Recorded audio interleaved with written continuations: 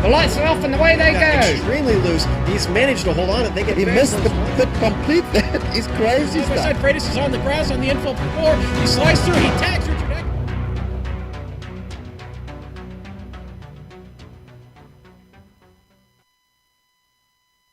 On an unassuming stretch of land suited for soybean farming located next to a couple of abandoned airport runways, crews constructed the biggest, fastest, and most competitive superspeedway in the world.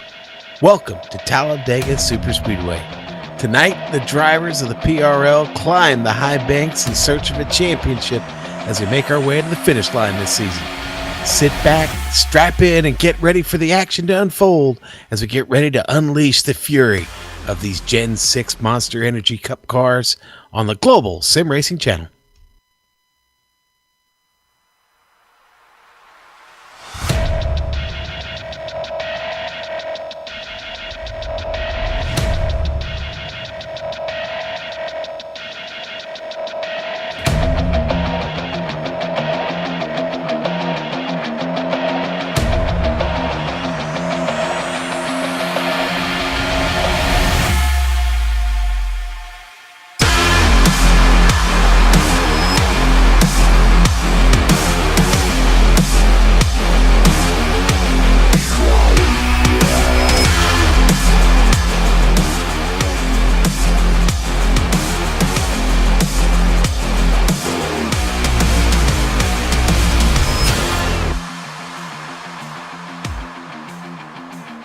Good evening, everybody, and welcome to the global SimRacing channel for round 34 of the Premier Racing League Patriot Fire Cup Series. I'm Sean Ambrose, and alongside me in the booth is Justin Prince. Behind the scenes, we've got the doctor back with us. I'm Jed Yaman, sitting in that director's chair and twisting and tweaking the dials for us at our camera sets, as always, provided by the great, the one and only Dougie Beard. Justin, Talladega and its legion of fans, I'm one of them, have been with us for some time. And while the action may be hot on Talladega Boulevard, the action on track tonight is where we'll want to focus our attention. It has the attention of this field as they have already logged miles in the American Pool Supply Truck Series. As we saw Tyler Dalton get his first win in the PRL just this past Sunday night, and last night they ran the SimRacing Apps Grand National Series, which Paul Pepper took his Xfinity car to a win. Still have to get through this race, though, to preserve any championship hopes. And, well, what does that mean? It means avoiding the big one. And it's hiding around every corner, just like the boogeyman. Justin, tell us a little something about the track.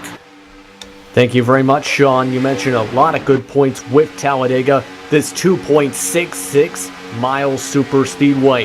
Since 1969, NASCAR's largest length oval has seen a lot of action across its course, as it brings up a lot of high speeds, going to as high as 200 miles per hour plus with restrictor plates with these Generation 6 cars. The banking's about 33 degrees in the corners, and of course, to remind you in the cliche way, that start and finish line is not in the middle of the tri-oval, it is past the tri-oval. But it's also a track where communication is key, where having the fastest car may not matter if you can't get to the finish line and don't have the proper pit strategy and work with the drivers around you. There's a lot of different things that can pop up on this track today, especially since it's a fairly cool day, 78 degrees Fahrenheit in the air with an 86-degree track temp and about a decent 55% humidity. But of course, if you don't have the right strategy, Sean, and you don't avoid the big one, then guess what? It could be a very, very long race to the finish. You know, Justin, Buddy Baker was the first person to drive a stock car at a closed course at more than 200 miles an hour, and he did it here at this track back on March 24th of 1970. A lap of 200.447 miles an hour in a Dodge Daytona. That shattered a barrier once thought by many to be impossible to reach, and since then they have been turning some bad fast laps around this track. It's kind of hard to fathom this today, but back on April 30th in 1987, Bill Elliott set the all-time fastest pole lap in NASCAR history, qualifying his number 9 Ford, the Coors number 9 Ford, at 212.809 miles per hour. Later that weekend, Bobby Allison had cut a tire and sent his car into the catch fence in a horrifying crash. That messed him up pretty bad, too. Ever since then, NASCAR put the plates on these cars, and that record has never been challenged since. I know they've done some test runs over the years with cars and not having the plates on it. I've heard rumors of Cup cars doing as much as 220 miles an hour down the backstretch. But yeah, unfortunately, those days are gone. We won't see them again. But tonight's race, going to be an exciting one indeed. Why don't you go ahead and take a look at the standings for us, Justin? Yes, we're coming into the standings after a fun one last week coming at Charlotte, where Brian Yazik is still on top of the point standings, 64 points up on Tommy Ryan. Ricky Harden, meanwhile, is 161 points back. He'll need an absolute miracle to be able to close up that gap. 4th, it is Nick Cohan. And 5th, it's Tyler Dalton right now, while Thomas George falls just outside that top 5 and 6. James Grahula sits in 7th, with Jeff Ward with his 9 victories up in 8th spot. Tim Johnston, he's one of the few drivers today with some new paint schemes for tonight. He's in 9th, while Drew Carroll's in 10th for the season standings. Now let's head to your fall standings, where Jeff Ward, as we mentioned, has 9 overall victories on the year, including many in this fall standings section. He's got a 38 points lead over Tommy Ryan. Brian Yazik in a brand new scheme as well for tonight. He's behind 72 points of our fall standings leader, while Ricky Harden just is behind by 102 points. Rounding out the top 5 is Tyler Dalton, with Thomas George, the Red Hot Brody Hayes, Woodrow Mahan, James Grahula, and Devin Cannon finishing off your top 10 for the fall standings. But of course, this is Talladega. This is a chance to see a lot of shakeup, to say the least. You might even see some new winners, because in the NASCAR Monster Energy NASCAR Cup Series, there has been 11 first-time winners at Talladega. What's there to say we might see the same thing not see the same thing happen tonight? It's actually we talked about that a little bit Sunday night about the first-time winners. Actually, only 4 of those have ever gone on to win another NASCAR Cup race, which that was a pretty interesting stat in itself. I'm not remembering all the drivers right now off the top of my head, but anyway, going forward now, you know what? We talk about the points in the battle that's going on right now in the overall season standings. It seems like the real battle is that battle for 3rd. Ricky Harden, Nick Cohan, Tyler Dalton. Now, we do know that Cohan has kind of been a no-show here for quite a while, so I don't know that he's going to remain part of that mix once we get out of this evening. he's going to need to start showing up to some races again if he wants to do that. So not sure if that's going to happen. Not going to worry about it. We only worry about the drivers that are here. And right now, that battle looks like it's going to come down to Tyler Dalton and Ricky Harden, a couple of teammates there slugging it out for the third spot in points. Thomas George with an outside chance to maybe close in on them and be a factor for that third place in the points. But it does seem that Tommy Ryan and Brian Yazik have things a bit settled there at the top. Yazik's going to need to have some really, he's going to have a pretty big failure at this point to relinquish the season standings. And of course, if he picks up another win or two down the stretch here, that could seal it up for him mathematically. But you've got to love the battle, like I said, that we've got going here in the middle of the top 10. Yeah, it is a definitely interesting one in the middle of this top 10, as you bring up, because all these drivers really are fairly close, within about 50 points of each other when you look at it. So there's a chance that you might see someone like even James Corhula might have a shot, for example, if he runs well in the next couple weeks, to get himself into a top 5. So a lot of it can come down position-wise, and a lot of it could start with this race, because this is essentially your wild card race of the season, where a lot of drivers, especially someone like Tommy Ryan, has got to take advantage of bonus point situations for sure to try and close that top gap. And if you want to get into that top 5 or shift around in the middle of those standings, this is your shot to get some bonus points to the halfway point and a good finish if you can avoid the big one. So it's just one of those races today, especially, that could really assist to that. You have a bunch of potential wild card drivers in today. So, for example, someone potentially making their first start in the Patriot Fire Cup Series in Timothy Barnes in the 09 car. So you can see a lot of different drivers shake things up, especially with that standings we bring up with the full season standings once things get going. Yeah, and the Timothy Barnes thing, I gotten no word from the league. I'm still not even so sure he's going to run, to be honest with you. He's not turned any laps here in practice since he registered. Qualifying's kicking off now. We'll see if he gets on track to try and put in a lap. We'll get these guys wound up for their first lap around, and then we'll cover qualifying. But something else I wanted to talk about is basically patience. Patience tonight. This is a long race, folks. 94 laps tonight. Okay, and that means, listen, get in line, be nice. There's plenty of racing that can happen in the last several laps for that position. What you really, really need to do, Justin, is find a partner and don't lose that draft here. Yeah, exactly, because if you lose the draft at any point during this race, you're done for. If you can't find a friend, when you lose that draft after, you're going to be very much, how do I put this in a family-related way? You're going to be a sitting duck who has no shot at winning this one. If you have any damage, you're going to have no shot, essentially, unless it is minor damage. It's essentially where you have to hope you stay in the draft and stick with the draft. And with that, pick the right drafting partners, as you mentioned, because you might see, for example, the first group being the front drivers keeping it up near the front. And then the second group, you might see, for example, some drivers waiting to avoid that big one, as you've mentioned, where if they're too far behind or don't have enough cars, they're going to be the sitting ducks by the end of this one with pit strategy. So one bad pit stop, as well as we get to that, could also make you that sitting duck. So strategy, have a good one and have flawless pit stops, or else you are in major trouble. All right, our first lap on the board. It's Devin Cannon, the Indiana driver, was on the pole. Now they're starting to come in. Woody Mahan goes to the top. Jonathan Lawrence now goes to the top. First lap's coming in. We'll start following some of these drivers as they go around here. A lot of cars on track in this 2-lap solo qualifying effort. Here's Jonathan Lawrence already on the provisional pole with a 51.918. They will get faster than that here on this second lap.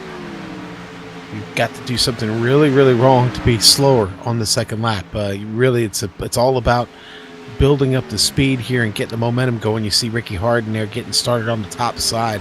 He'll work that car down to the middle and then slowly get it down on the bottom for the quickest trip around here. One notable omission tonight, not in the field. I want to give a shout out to him. It appears that Snoop Doggy Don Runkle has blown out his rotator cuff. I know Don is a painter and a construction worker, and I understand the stress of doing that type of work. I did it for many years myself. So we'll hold a good thought for you, Snoop Dogg, and hope that you are back with us next week when we head to Martinsville, which would seem a little bit even more demanding than than Talladega. It might not be a good week for the old shoulder then. So we'll pour one out for you and hold a good thought, Don. So take care of that shoulder, man, and hopefully we'll see you back on the track soon. Now, Justin, like I said, we've got those first laps coming in. Now we've got our second laps coming in. Tommy Ryan completed his second lap. That was a 51.481. It's got him on the provisional pole right now. There's Norm Pelletier on screen. Where's Norm at? He 2 laps down, and he qualifies 11th.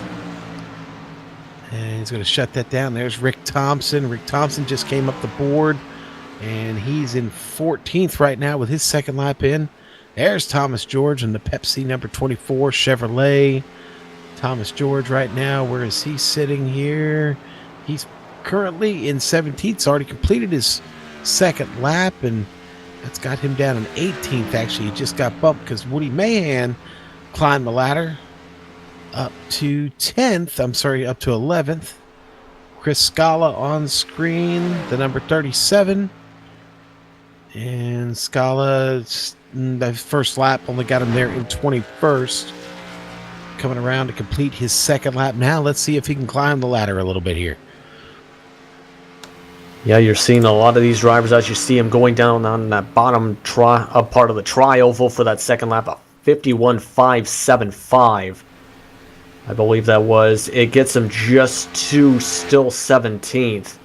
So a lot of these drivers, when you look at the times though, Sean, is what I'm trying to get at. The fastest time is only a 51.481, and then it's just about a tenth of a second difference. That is how much one little tiny difference on your qualifying laps can make. So, speaking of Timothy Barnes, as we were discussing before, he's actually qualifying for his laps in 22nd on the first lap, but it's basically do or die time. It's going to be where if you're way far in the back and you lose the draft at the start with the grouping you're in, then you're basically forced into that strategy of waiting in the back and hoping to get a caution to close it back up. But yeah, it looks like Brian Yazik might be in that grouping because in his second lap, he just got a 51.89. That's 21st. Yeah, he is. Looks like Yazik going to have to do it from the back of the field. But listen, back of the field, not a bad place to start here. You either, two choices. One is I don't want to be in the middle of the field. So either put me at the front where I'm out in the clean air, put me somewhere at the back where I can maybe let the race come to me and try and avoid the big one there. Scott Eckrich going around. I can confirm Timothy Barnes completed his second lap up to 15th. Scott Eckrich coming around here and see where he winds up. I think Eckrich is completing his second lap now. He is out of turn 4 into the tri-oval. Got a boogie here. Keep it down near the yellow line. He's going to take it down to the flat. Well, that's a new way to try and get a fast time, I guess. And it was fast enough. It gets him up to P3, but that is going to leave the pole to Tommy Ryan, the Carolina driver, our NP3 Designs Pole Award winner. Let's hop on board and ride around Tommy here. Fast lap in that Northern Tools Chevrolet Impala. There's Tommy going to get it right down there to the bottom line. Like I said earlier, that is your shortest way around. He'll let it roll maybe to the center just a little bit, just to try and keep the wheels straight here. You don't want to scuff any speed off at all. No reason to take it all the way up to the wall. Again, you want to try and make as short a trip around here as possible. Just cruise on down the backstretch, creep down back towards the yellow line. Stay stuck right on it. Tommy's got a really nice line going through here, and it's going to be all about putting the power down here out of the exit. Just let the car roll up maybe a little bit, not much. You flatten out right here and then go to the apron. Again, just trying to shorten up the distance around this track. Come around, hit that start-finish line. out of the trial, and there you go. That's a 51.481, just 5/1000ths of a second quicker than our second place starter, Tyler Dalton, tonight. 2 minutes left in qualifying. They've got their drivers meeting going. Justin, who do you like tonight? Well, that's going to be a hard question tonight. It's not like at most tracks where you can the fastest, the best car rhythm-wise can settle in. It's going to be about who can manage the chaos the best and work their way to the best strategy as well as keep it clean. That being said, I think there's a good shot someone like a Scott Eckridge or a Paul Pepper will come out with the checkered flag tonight. Paul Pepper did that with the Grand National race. It's very likely we may see someone take that chance, or we may see someone like an Eckridge work his way and manage the rest of the draft field. What is your pick in the woodshed, though? Well, we'll get back to that in a minute. Now we'll drop down trackside for the Florida National Guard and the presentation of this nation's colors.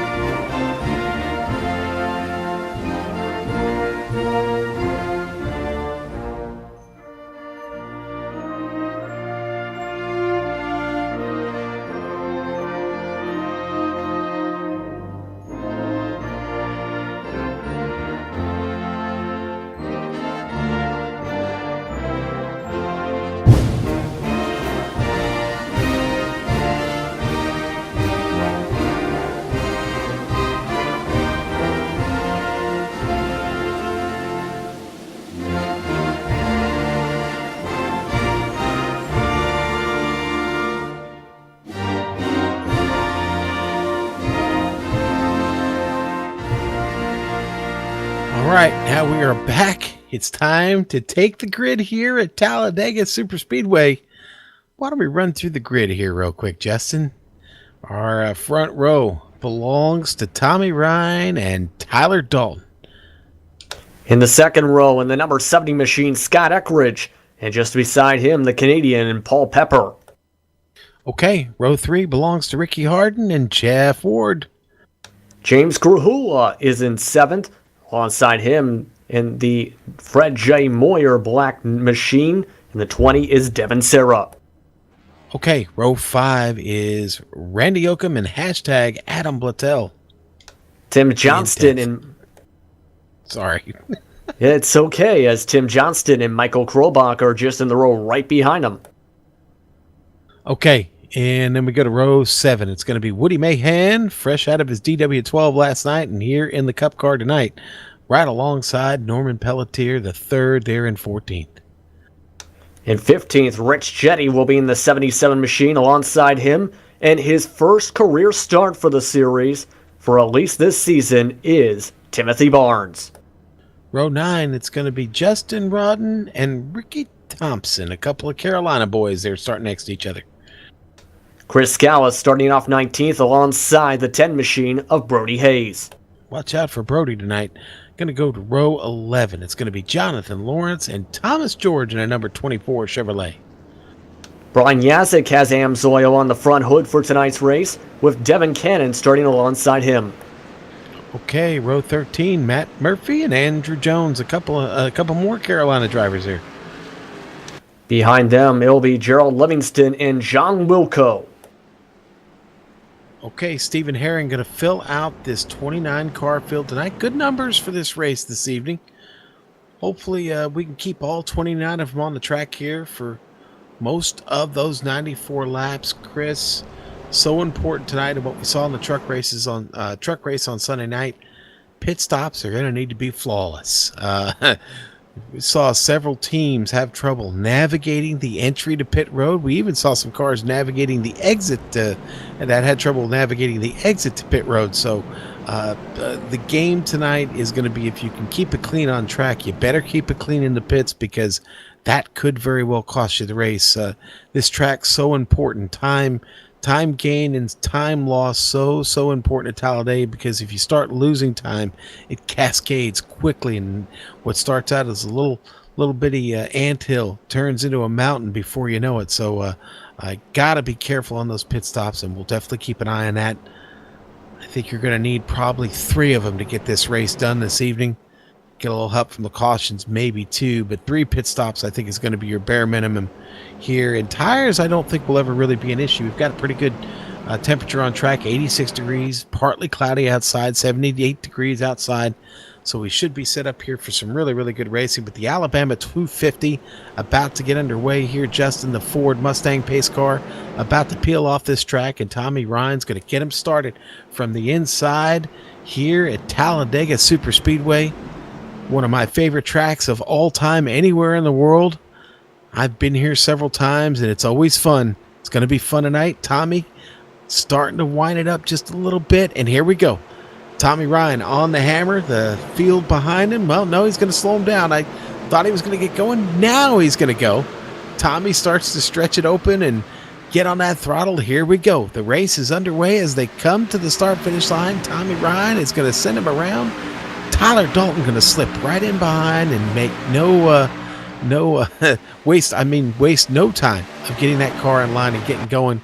Scott Eckridge going to slide in just behind, and right now it looks like one car stuck up top there as we get started, and that's Paul Pepper. As let's see, Krahula and Yoakum get in under him, and let's see who's Pepper's partner going to be here. It's going to slide in here. That's going to be Jeff Ward there. Ward's going to step in line though and leave Pepper out there hanging out to dry by himself.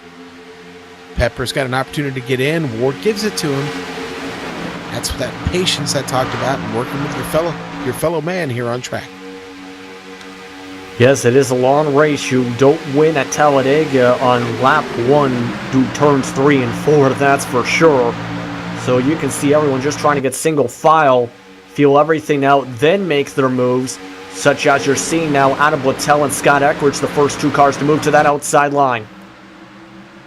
Ooh, Eckridge trying to be a little careful there. You don't want to mess up here early. Eckridge, though, side drafting right alongside Dalton. Dalton going to latch onto his teammate there. Not going to give Eckridge any steam here. Here comes Ricky Harden. Harden also in that unacceptable racing team. He comes up to third. Eckridge is losing ground here. James Krahula. It looks like the unacceptable racing team starting to command the lead of this race. Certainly a good spot to be. You either want to be in front of it or behind it somewhere out of the way. Eckridge starting to come along here. Now Eckridge able to do that because of the side draft. He's keeping it very close. Now with that, you've got to be very careful and hope that bottom car doesn't come up off the bottom. So far so good. He's got 4 really great drivers below him. Now he's going to get to start to get a little help here from Paul Pepper just behind, and here comes Jeff Ward and Adam Littell making this top line start to move, Justin. Yeah, that top line's definitely going to start moving when you have more and more cars as they continue to line up. You're seeing the similar situation in just on behind them where it's still going too wide, where this really started off beginning Rich Jetty hooking on, for example, the back of that line. So you're going to see a lot of drivers move up there to try and get some more momentum, because in real life, the higher line usually is faster when, of course, you have a decent amount of cars, especially down the straightaways. It's on these turns, as you're seeing, they'll slip back a little bit, and as long as they have the amount of cars they have, maybe 1 or 2 more to stay safe, they'll be able to push themselves forward. Couple of cars starting to lose touch with things just a little bit. At the very back, you've got John Wilco and Stephen Herring starting to slip just a little bit. It's okay. They've not really lost anything yet. In fact, they're starting to gain a little ground now, catching Andrew Jones and Gerald Livingston right in front of them. But here you can see on the screen the back of the field, line astern, as they just try to keep up right now with the front pack. Up front, we got a little bit of side-by-side going. In fact, the front of the pack is still side-by-side. 2x2 as they head through turn 3 and into turn 4. Scott Eckridge leads that top line. Tommy Ryan still leading things down on the bottom as we come around a complete let's see, they're on lap 5 right now, down the backstretch. I was a little mixed up on the turns there. Now we're in turn 3, heading to 4. Try and stay on top of things here for you today, folks. Make no mistake, though, Tommy Ryan is in control right now. In fact, it's Unacceptable Racing on the bottom line, in control. Scott Eckrich in the lead of the top line. Paul Pepper right there with him in a number 29 Outliers. Chevrolet, Jeff Ward and his Chevrolet just behind. It's been clean and green here to get things started.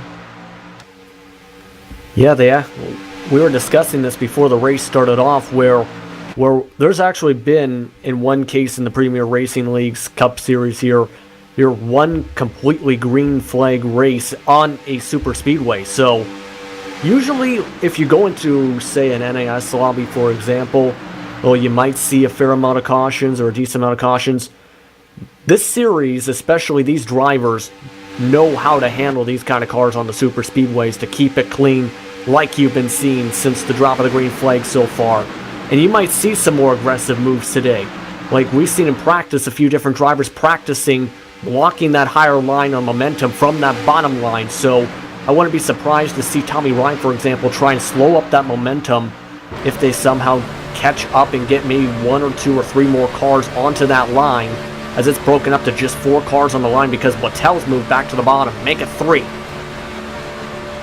Yeah, and I'll tell you, the one thing I'm worried about right now is Scott Eckrich is relying a lot on side draft, and what does that mean? Well, he's getting the car as close as he can to the car next to him to try to minimize the amount of air passing between the cars and trying to make it one big hole as opposed to 2 smaller size holes. Now, when he does that and he gets right up on the door here at Tyler Dalton, one little mistake here, one little bobble could end the race for both of those drivers and everybody behind him. With these 2 being up here on point, you've got a lot of cars back there depending on you not to mess this up just 8 laps into the race. So a little bit of trust having to be shared here between Dalton and Eckrich. And, well, I don't know if they had that trust. They're not teammates, so again, I don't know exactly what the relationship is between those 2, but it's got to be good enough to try and survive the early stage of this race.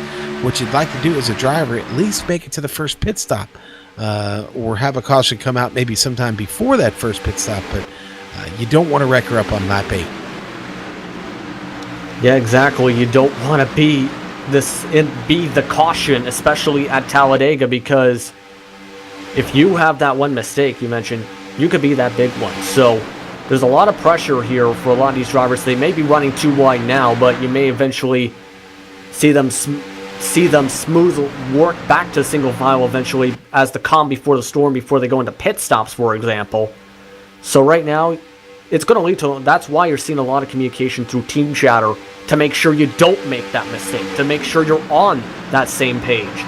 And not just with the team chats, with the open chat as well between these drivers, because if you have one strategy mixed up between different drivers, you could end up running out of gas, for example, say, because you miscalculated a pit stop by 1 lap. You don't want to be in that situation either. No, you definitely don't. Like what we're seeing here, though, so far in the early laps of this race, on board here with Jeff Ward. It's Randy Yoakum in the number 8 Falcons football machine. That's the Air Force. The Falcons, that being their mascot there, United States Air Force Academy. At least that's who I think he's got on board there. Oh, I'm sorry. That's a high school. Okay, the York High Falcons. All right. My bad. Thank you to our director for spotting that. I did happen to notice that Brody Hayes, I think you might have mentioned this, Brody Hayes it's no longer a white car. He went to the black with the pink numbers there in support of Cancer Awareness Month. Good job there, Brody. Still looking for sponsors, though, on that Toyota for the 2018 season. Yeah, he's got some talent, that's for sure. He's been able to stay up front for much of these races. But speaking of up front, it's going to be interesting. Paul Pepper is blinking, as you see up front, so that could be also an issue as this race goes on, as Eckrich is still going side by side. But to continue with that mistake thing, Sean, though, the connection thing there brings up a good point as well, because if you blink at the wrong time, not only will it lose momentum for your line potentially, you could also have that wreck from not being able to find out where the driver is on the track. Yeah, and that top line was working until Paul started to blink there a little bit. Yeah, going back through the field, I know there's a lot of excitement here up front, but as a few cars that have kind of lost it, now they're running in a line, working with each other. Devin Cannon back here with Matt Murphy, Jonathan Lawrence, and Gerald Livingston. Looks like Andrew Jones trying to catch that pack. They've kind of lost this thing. They do have the 27 up just in front of him there, Justin Rodden. They're going to close in on him and catch him.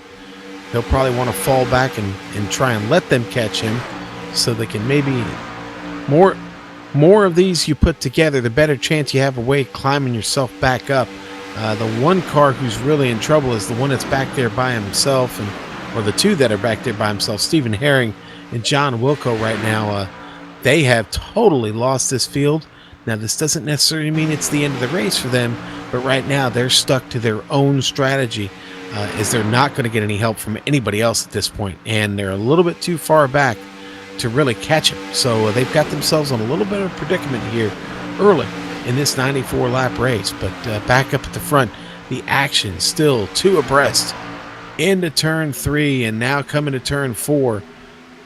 Our leader, Tommy Ryan, has been in command since the green flag dropped. They have not been able to attack from the top side and take that over. It is the front 4 on the inside, Unacceptable Racing. Tommy Ryan, Tyler Dalton, Ricky Harden, and James Grahula. And Eckridge still pushing the envelope of just how close can he get to the car next to him. I mean, I barely get a sheet of paper in between him and Tyler Dalton right now. A lot of trust having to go on there. Yeah, exactly, because you discussed a lot with the side draft before, but you add in the factor of netcode or connections, where in some cases you might have that distance between a paper and they might not be touching, but they touch in terms of netcode. That could end up being that trouble. Yeah. I may sound like the doom and gloom kind of guy, but there's a lot of factors into doing this successfully to become basically the king of Talladega, so to speak.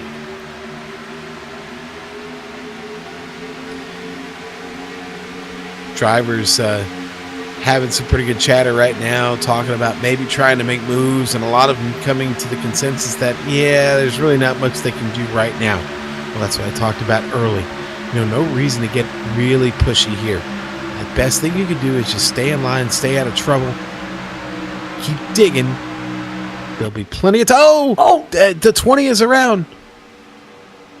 Oh, we've got our first caution. Devin Sarah got into it back there in the middle of the turn. Yeah, and that collected a lot of cars there, Sean. Yeah, looks like Adam Blattel might have made some contact there with the bumper of Devin Sarah, and it looks like the 09 Timothy Barnes got caught up in that. A lot of cars. Chris Scala got nailed. Jonathan Lawrence got into that. Let's go on board with Adam Blattel. Try and seek a little idea of what happened here, and it just doesn't match up with the bumper there of the 20. Man. Yeah. Poor Jeff Ward here. Yeah, when it comes to Blattel, as you're seeing there, you don't want to do bump drafting in the corners. It's okay in the straightaways. That's the case of when you don't want to bump draft. That led to that. You can see with Jeff Ward here, and this is the skill you need to get through this. You can see he still came out with damage, and that's the unpredictability of Talladega with that. You had no chance to avoid that. Yeah, he came out with heavy damage right there, and Ward's got a pit. He's got to put it on the hook and pit there. In fact, it's already gotten out of the car, taking it behind the wall. And that's what you don't want to have happen here in the early stages of the race. Jeff Ward, our first early victim here this evening. There are going to be several other cars that are beat up pretty good as a result of this. Our leaders coming down pit road, though everybody decides to come in. was about a 15-lap run on those tires. No reason to stay out at this point. Our leader going to send him down the pit lane. Tommy Ryan will start in box number 1. So he's got the longest strip to go down here. Safe to say we'll probably see, I don't know how many tires we'll see. Maybe they go for 2. Maybe they go for 4. We'll watch our leaders here real quick. And left sides are up. Okay, so everybody going up for left sides. Does look, Brody Hayes, though, went with 2, and he's out. Looks like Woody Mahan may have also gone with that strategy. He did. Yeah, I was about to bring that up. The possibility, a lot of drivers, as you've seen, went with the 4 tires, but some prioritizing the track position, especially there, Woody Mahan and Brody Hayes. And with the 2-tire strategy going to just right sides and getting fuel, that's going to get them right up inside that top 5, especially Hayes, moving up to that P1 spot. Yeah, and that's all fine and good, but they'll have to try and hold those positions. Why don't we go ahead and take a quick break, though, here on the Global Sim Racing channel, here at the Patriot Fire Cup Series from Talladega Superspeedway. We'll be right back.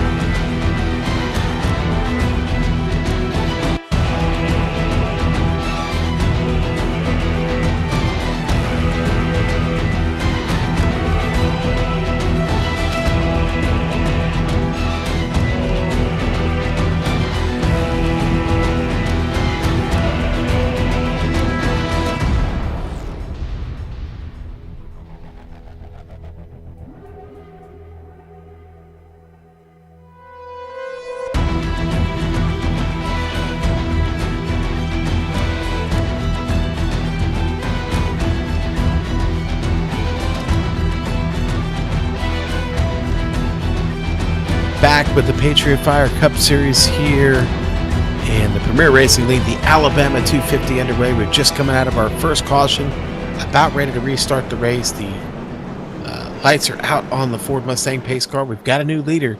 It's going to be Brody Hayes to get us restarted.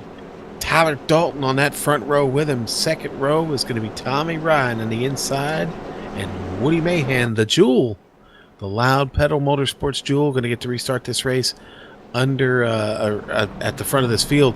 Now, how did Brody and Woody do that? Well, they only took 2 tires on that pit stop, saved themselves a little time getting out, put their cars up front. Let's see how well they handle it with the big guns as they come through the middle of turns 3 and 4, the 33 degrees of banking, holding them up there, running a 65-mile-an-hour pace lap. And the pace car will get ready to peel off here. They'll come just out of turn 4, make the sharp left-hand turn on their way to pit road. How will Brody Hayes start this field? Brody going to enjoy this clean air, still keeping it slow. Going to wait for the green flag. Dalton checks up just a little bit.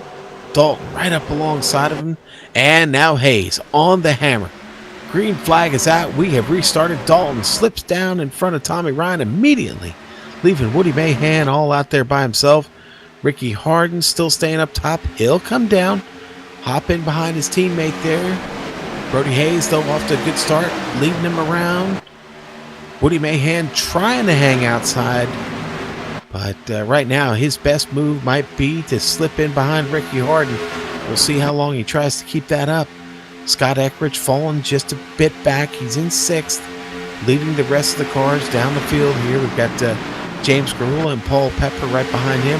Michael Krobach into right now. Krobach sitting there in 9th.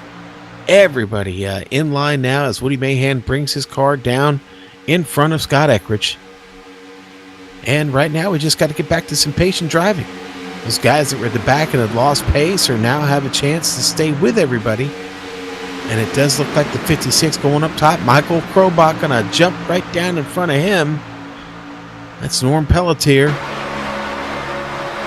Adam Blattel up top with them as well. Here comes Brian Yazik and Thomas George back there. So now we've got some cars that have gone to the top side. They're trying to make this move, Justin. They're trying to make that move, and everyone's seeing that line coming up, seeing the 2 car lanes back. That's why Tyler Dalton, Tommy Ryan, and Ricky Harden just decided to ditch Brody Hayes, so to speak, and go to that high side. That's going to pay off, especially for Dalton and Ryan. So that's looking into your back mirror and making sure you time that out just right to time it out so you don't cut off the front bumper of the cars behind you. Yeah, and Dalton with a good start there and a good run to the top side. Now he drops down. Might have done it a little bit too soon. Tommy Ryan comes with him, but Ricky Harden gets stuck out there by himself. Ricky was not clear to make that drop down, and now he sits there all alone. Yeah, boy, he's in a bad spot right now. There's nothing open there for him to get in. He's going to keep sliding back here until it looks like Norm Pelletier catches him. Krobach down on the inside there of the 15. Maybe Harden will come back down here in front of Krahula. Yes, he's going to pick up his teammate. There we go. That's going to work for him. Now Norm Pelletier up top there with Brian Yazik trying to get that outside line running. Guys up front starting to get away just a little bit, Justin. Yeah, just a little bit. That's for sure in that 5-car pack, but part of the thing that's going to make it really hard to keep that 5-car pack, of course, is the draft to make sure it closes back up. You have to wonder, though, at the same time, we mentioned how Brody Hayes, for example, did the 2-tire stop. That's going to come up, for example, and potentially become a factor as the race comes on, because you have to let off the gas coming out of 2 and coming into 3 a little bit to make sure you don't snap loose on the 2-tire strategy, for example. So you see him bobbling a tiny bit on that tri-oval, for example, well, right now in that 3rd position. So he might, for example, have to move and break this pack, and that might shift up this pack a little bit if he gets a little bit loose and has to move out of the line where he's at. So there's still a lot of different time, and just to get back to that point, the 5-car pack has turned into, once again, double digits. Yeah, well, okay, we got a problem on track just in front of our leader, Stephen Herring. Back out on track after coming in, getting some damage repaired a few times here. It's been in 3 times now to try and get that car up to speed. Well, guess what? It's not quite up to speed. Why? Because he doesn't have anybody to draft with. And now here comes the field closing down on him quickly. As we look out the back window, you see this situation he's got back there. Steven going to have to do his very best job to just stay out of the way. As the leaders come through, the very best he can hope for is to let the line go by and try and slide in at the back of that line when the last car passes. It definitely can be done, but you see how quickly they're closing in on him here as we look back. They're really going to pass him like he's standing still, and it's going to happen here in the oval. Yeah, the front of the pack, the 196 right now. If you look at the speeds with Herring, 185. He had to come in for a pit stop on that restart for a black flag. That's why he's going to have to come to that high side. So Luckily for him, it's just 2 wide. If it was 3 wide, oh my goodness, that would be good luck mode. And look at this though, Rich Jetty and John Wilco trying to take advantage by drafting off him. Yeah, they pick up a little bit extra here, and it looks like Wilco going to work with Herring here. In fact, he is. Herring going to drop in front of Wilco. And it does look like Stephen Herring has found his way back out on his track again.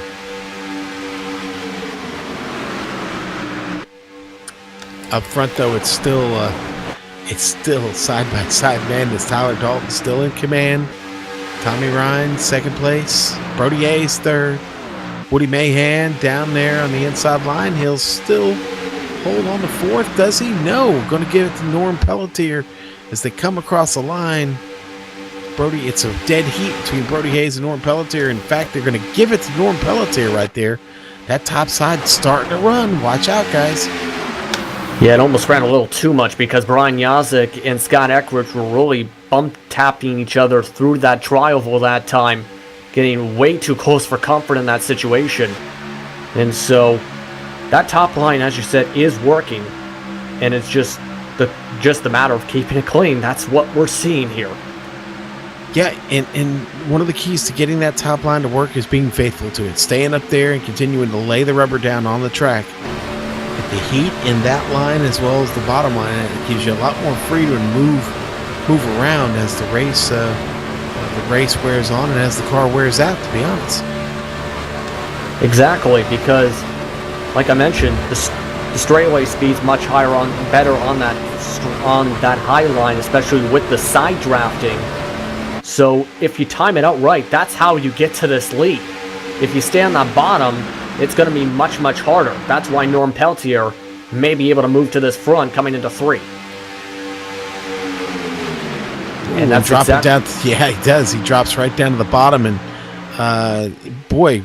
really just runs away from his partner there. Brian Yazik takes the lead from Tyler Dalton.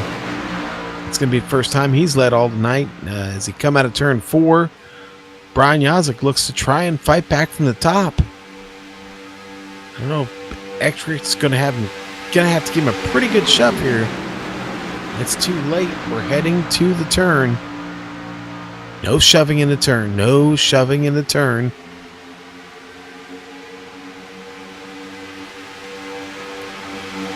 Man, what a run here. Boy, I'll tell you what, it takes a lot of work to hold on to these cars. Brody Hayes doing a good job there with just the 2 tires. So is Woody Mahan. They seem to be making that strategy work. They're not the fastest cars on the track, but they're pretty close to it. They're able to stay in a draft and keep that momentum going. Both of those, the Toyota of Brody Hayes and the Ford of Woody Mahan seem to be locked in here early, and the 2 tires don't seem to be hurting him too much. Yeah, this is the kind of track where you could sacrifice that at times, especially since it's more about aerodynamics and making sure you have a good draft rather than do you have fresh tires. For example, at a track where it might be, for example, a big thing at Charlotte. So this is where they can get away with that 2-tire strategy. You might see that essentially come up when we go for green flag pit stops, when they're about 36 laps into this run, if we get to that point. So it's the kind of track where you can do that, even go no tires if you want, and risk it that way. Well, Norm Pelletier owns the lead spot right now. Those lead spots don't generally last forever. The top line is starting to move. Brian Yazik getting a really, really good draft. And a good arrow push here from Scott Eckridge right now.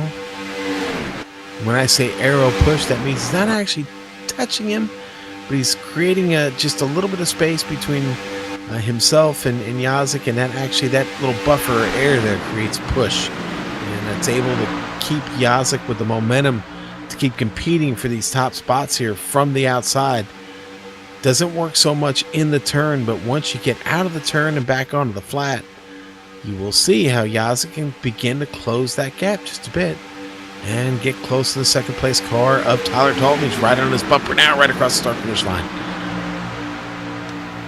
Yeah, Tyler Dalton deciding he doesn't want to be in that second place back behind Peltier there, because that top line was moving when Peltier was up there. When it fell back to just 3 cars, that's when they started having to struggle to stay where they're at. So now you're seeing exactly why it's working out with Dalton back on that high side.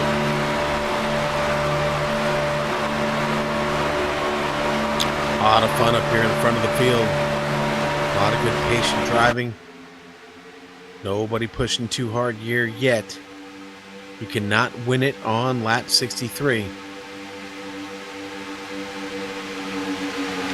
And surprisingly, everyone's been able to keep up with the pace. There really isn't a second pack this race right now.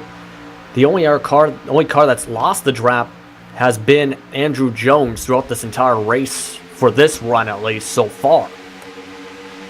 I said lap 63. There were 63 laps to go is what I meant. And you can't win it on lap 32. Brian Yazik up here at the front trying to challenge Tyler Dalton for this spot. Dalton moved up the track right in front of Yazik. Now it's getting tight. Yazik going to drop in to the bottom, and he gets the wheel in. Dalton going to have to stay up top there. Here comes Scott Eckridge. Eckridge back to the bottom. Dalton with the one making the mistake there, and he's going to have to hope. He's got to help for a little help from Brody Hayes. Brody Hayes gets in behind Tyler Dalton, giving him a nice push across the line, but it's not enough. Brian Yazik now your new leader of this race. Yeah, and you're mentioning that commitment to the high line. That is what the commitment to the high line works out to be eventually. Sometimes you don't end up like Brian Yazik in this situation, but him and Eckridge have been working together on that high line since really the drop of the green flag, trying to establish it somewhat.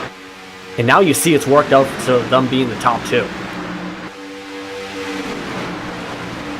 Yes, sir, and still have faith in his top line. Tyler Dalton getting that help from Brody Hayes right now.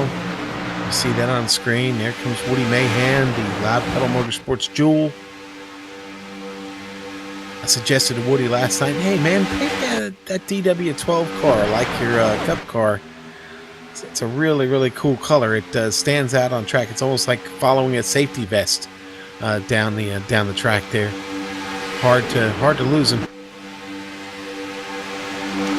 Yeah, that is a colorful car. You could almost try and add blinking lights to it, you know, like some Christmas lights to the back spoiler, to the rear fender, you know. Try and make it stand out even more. So far, so good on this restart. We've got pretty much the whole pack intact. Andrew Jones is back there. He's lost the draft, but I think that was due to a pit stop or a little bit of damage on his car. One or the other, actually. Andrew, though, inexplicably is actually off pace. I'm not sure. Oh, I see what it was. Okay, he had a long stop in the box, and I'm wondering if that had something to do with a missed pit entry at some point or something. But it's gotten him off pace from everybody else. He's lost the draft of this field. That's going to be really, really hard to make up.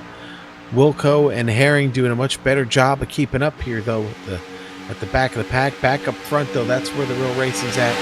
You see this gaggle of cars trying to make their way around. Got several drivers working that top line now, trying to get that line to really, really come in. Unacceptable Racing seems to be pretty dedicated up there. Tyler Dalton still making that top line go here, though. With that help from Brody Hayes, they're working well. They're working together very, very well, Justin. Yeah, they definitely are. They've been working together a lot on this run, just sticking together 1-2 in terms of where they've been slotted across the grid, just able to work it together. So they're probably thinking, I want to keep it with this driver in case, because we are working the right way. And it's getting now help that the 6, 15, 4, 24, all of them are going to now be able to hook up. And now if you'll add up some math, Sean, it's 6-5 on the outside line. Math says the outside line's going to win. Yeah, it should. And now is Tyler Dalton going to leave his dance partner get to the lead and stay in the lead. I don't know about that. Brody's been a big help to him up there. Oh, and we're hearing actually Gerald Livingston has maybe having a connection issue. His car dropped out, and he has disconnected from the server, unfortunately. That's a tough break there for Gerald Livingston. Yeah, it is definitely a big break, definitely a bad break for him, I should say, because he's had connection issues, it seems, for the past couple weeks. That was something that popped up and was mentioned by a few different drivers during practice. And now you see, after it seemingly steadying finally during the race, it ends up happening, biting him. And now, Matt Murphy, Stephen Herring, John Wilco, they have to fight hard just to hope they can keep up to the draft of Rich Jetty.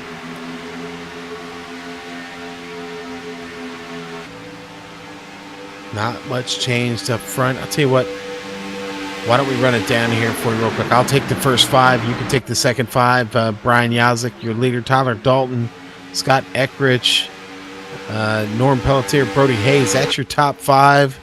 Take the other 5. The other 5 at the moment right now, Michael Krolbach sitting in 6th with Tommy Ryan in 7th. 8th is currently the Jewel and Woody Mahan 9th. Paul Pepper, Ricky Hardin's in 10th. And he right behind him, just outside that top 10, though, James Grahula looking to break into that picture. Yeah, James seemed to have lost his group there a little bit. Now back behind his teammate there of Ricky Hardin. And Tommy Ryan just up in front of them. So those 3 teammates have picked each other back up and are working on a strategy to get to the front of this field as quickly as possible.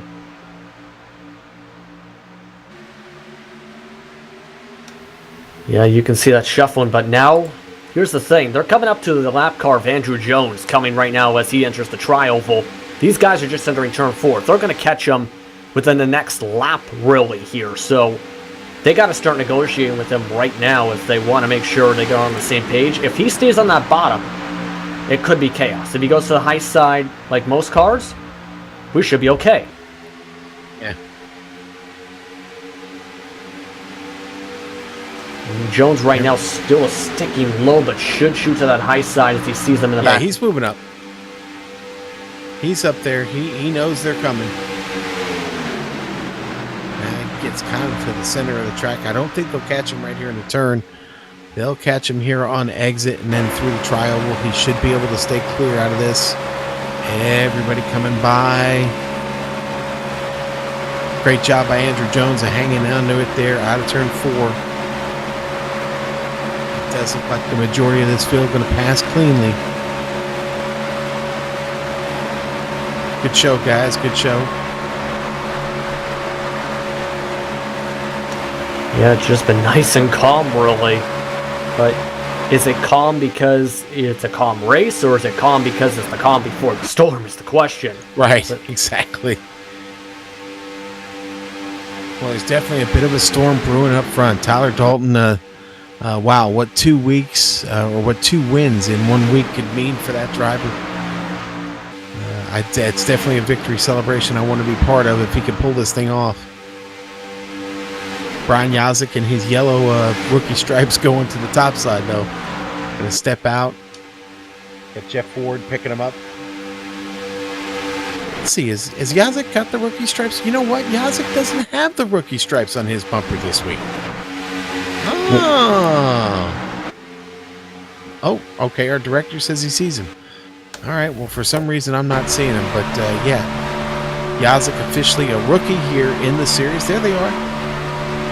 Got me lying. You see how close Tyler Dalton's running. Keep this. You don't want to leave the door open for the likes of Scott Eckrich. Yeah, Scott Eckrich has been really who Brian Yazik's been working with the whole race. Their teammates, of course, probably chat each other. But one thing I want to point out, Sean, take a look at where Tommy Ryan is there, making it 3 wide right now. This could get hairy real fast. But, of course, There is enough room to go 4 wide here at Talladega.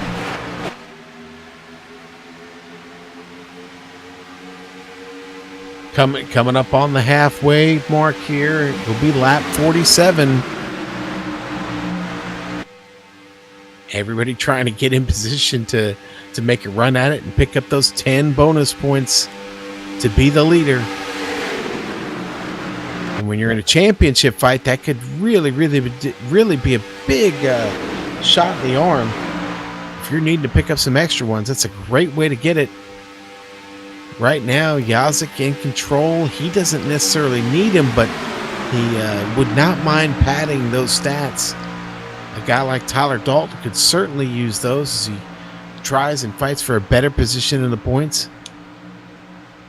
Yeah, and I mentioned Tommy Ryan trying to make a 3 wide. He's one of those people who desperately needs to gain ground on Yazik, which might be what his thought process is, where he needs to get to the front as much as he can. Unfortunately, he's back in 14th, so right now, this is where you'll see the aggressiveness, as you said, come to play at that halfway point. Maybe see cars pit afterwards, but of course the fuel lasts about 36 laps, and there's still another 10 laps at least after this halfway point. And Brody Hayes, meanwhile, one of those cars with 2 tires, just to mention, he's starting to lose the handling we were talking about before on the exits of corners, and especially turn exit 2, entrance of 3. Yeah, you don't want to be scared traveling through the turns here. You definitely want a stable car, and at the moment you feel the rear end coming around on you, you just got to get out of the throttle and let it roll, man. You got to ride with it. And if you can get by with hitting the brakes to try and slow the car down, then, well, listen, that's a bonus for you, because usually these cars don't turn too well when you're off the power. Yeah, and that's why you see Scott Eckridge. I think he was bringing up his concerns about that issue Hayes mentioned right after Hayes had mentioned it on his radio. So that's why you're seeing him on that outside. But 3 wide now, and my goodness, make it 4. Scott is really being aggressive here, trying to block that line. Yes, he is. Yeah, Devin Cannon hit the wall on that too. That's going to hurt him for the rest of this race. He's got some side damage now, so that will make it a little bit tougher to keep up the draft.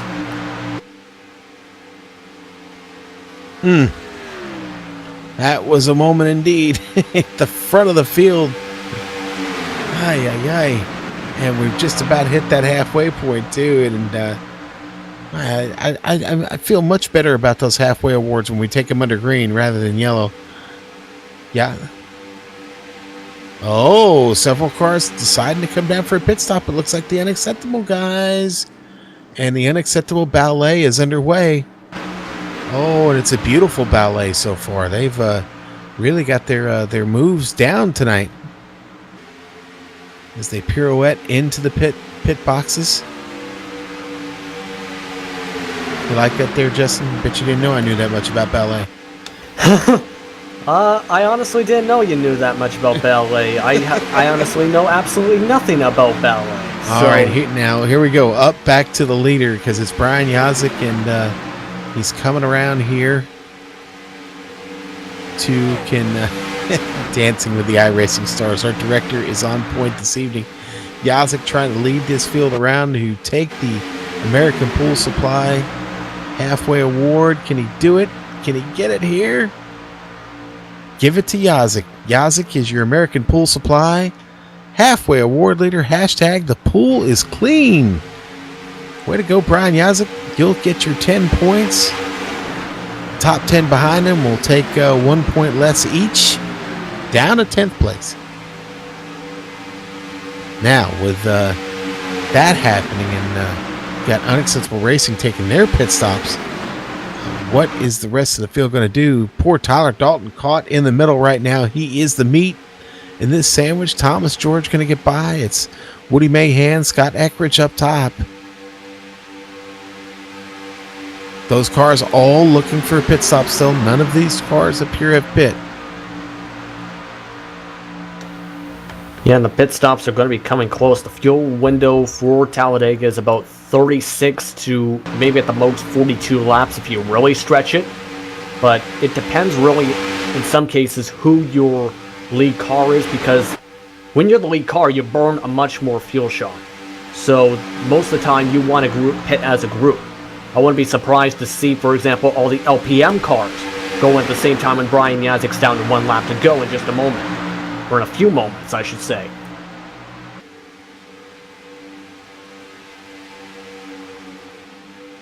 Not this time. They're going to keep it mean and green, baby.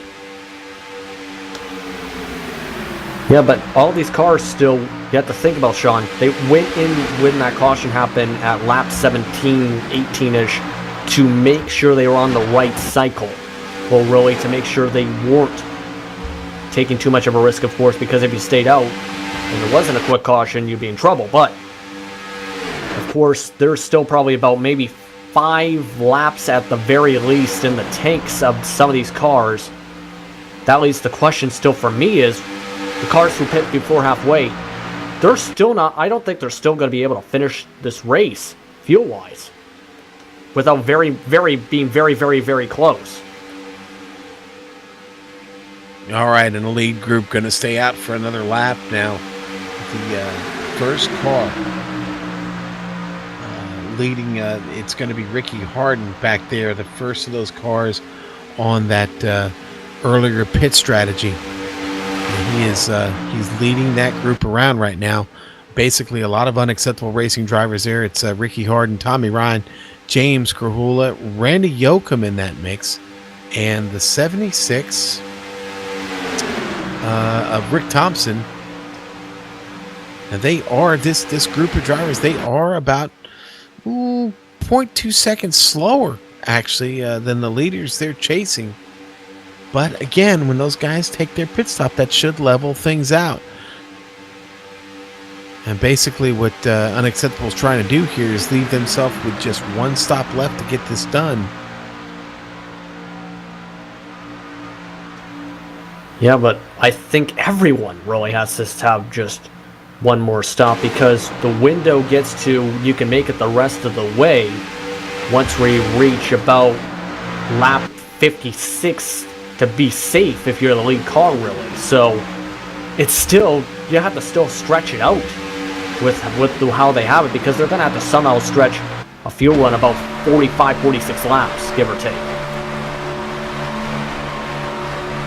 And Woody Mahan and Scott Eckert still stuck there on the top side. You see him just under Paul Pepper, or Paul Pepper just under them. Scott Eckert still bringing that car down right up on the door handles of the cars down below. Eckert's looking a little squirrely there. You see the car sliding around to the left and to the right.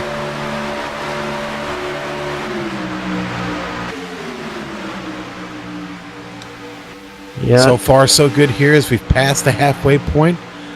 Don't look now, but when they come across the line, we're only going to have 41 laps left in this race. And who was worried about a long, boring evening? I don't know, man. This has been pretty exciting. It's definitely been fast. Still only the one caution. Yeah, it's been very, very clean, surprisingly, but who knows when these cars start coming down the pits and have to stagger themselves onto the entrance.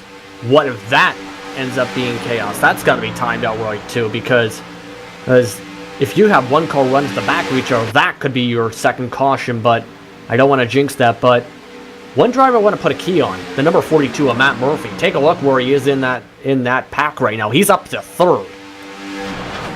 Yeah, Matt's kind of snuck his way into this show. Your top three right now have all come from the back of the field. Brian Yazik started in 23rd. Brody Hayes started in 20th. Matt Murphy started in what looks to be about 18. So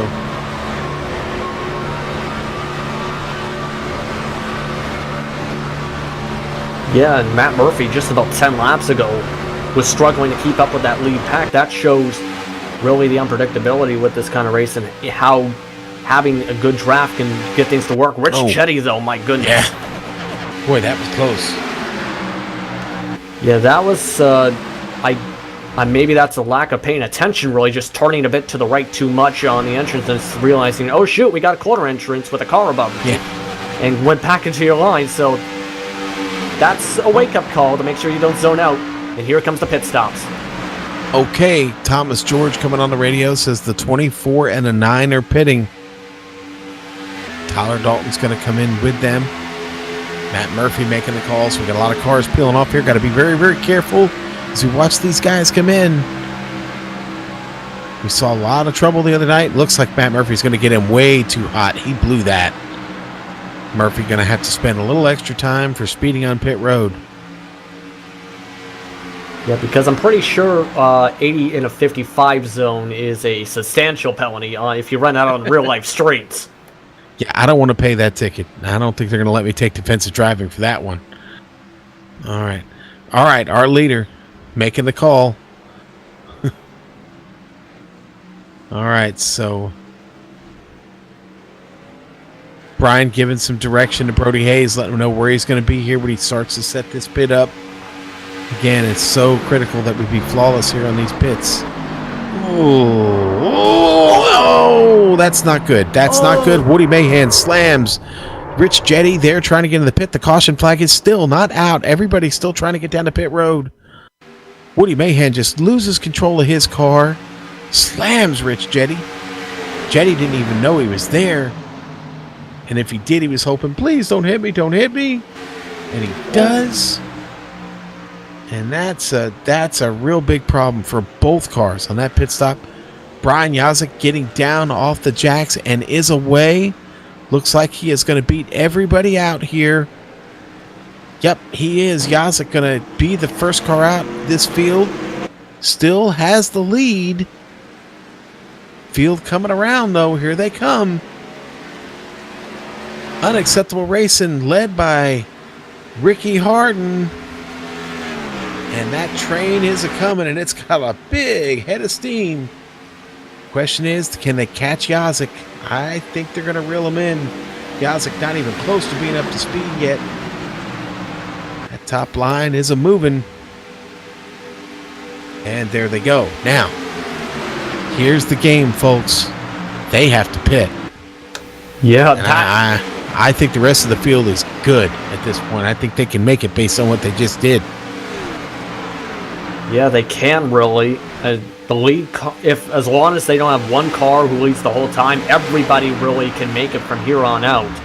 Not really fuel-wise. Brian Yazik was going to slip by behind Tyler Dalton and Thomas George, and I'm telling that, but you have to wonder what the Unacceptable Racing team is doing. I know they're known for some cases with some of their drivers' unique pit strategies, especially Ricky Harden, but this is not the track to do a unique pit strategy. No. This is the track where you want to kind of be on the you can mix it up, but you don't want to risk it to where you're going to have to somehow find a way to stretch it for an extra few laps. Yeah, they're banking on a caution all the way. That's what they need is a caution flag. That's the only thing that's going to help them at this point. If it stays green to the end, they're really their strategy's blown. So it's a great idea because it is Talladega and there's still a lot of cars on track. You'd like to think there would be another caution. Again, it's really a toss-up whether or not they get it. This has been a pretty clean race. Go back to Tyler Dalton being pushed by Thomas George right now. And this pack really starting to get ahead of steam as they start to close in on the leaders, the top five. Yeah, mostly everybody who went in that time had a good strategy, but there's some, of course, who were up in that pack, especially Scott Eckridge and Brody Hayes. They've lost that big draft you're seeing in that second pack now, for example. That's the difference between having a good pit strategy and having something go wrong here. You're seeing these cars now being able to zoom by fast, 196 miles per hour, for example, in the middle of the pack from Norm Peltier. And these guys up here, you're seeing in that top five, they're going to have to fight just to stay in front here. Yeah, that big pack behind them is really, really got a head of steam. And they got a great driver at the front, Tyler Dalton, lead him around. That difference right now, what is it, about 3.5 seconds? So to the leader, give you some kind of idea. But listen, they chose a strategy. They've stayed committed to it. It still leaves them with a good shot to finish strong in this race. Right now, they're hoping for a little bit of luck in lieu of a caution flag. Yeah, and based on what we've seen with that pin entrance, where that could have been the caution right there, that would have been a huge break for them. It's just a matter of settling in, waiting for something to happen. So just got to keep it clean, not be that caution, and they should be able to settle in these top 5 as they pass these lap cars. Tell you what we're going to do. We're going to take a quick green flag break here. We'll be back in just a moment. It'll be real quick here on the Global Sim Racing channel. We'll be right back if there's any action develops.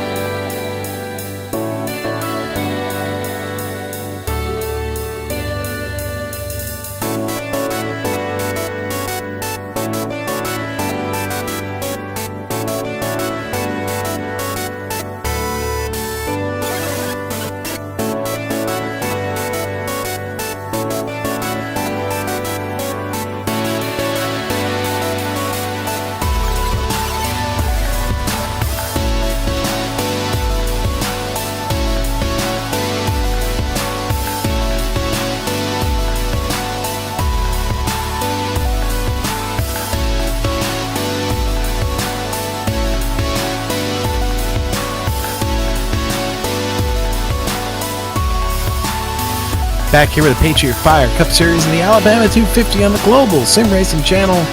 Boy, did we just take a horrible break there while we went away.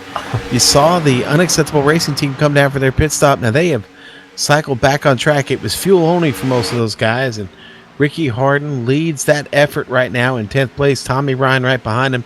Matt Murphy is in with them now. Randy Yoakum and James Krahula, and also the 76 Rick Thompson tagging along there just for fun.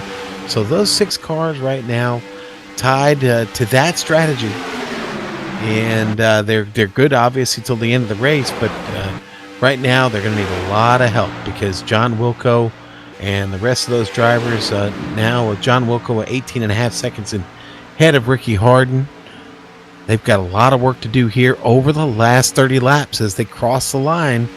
30 to go in this one.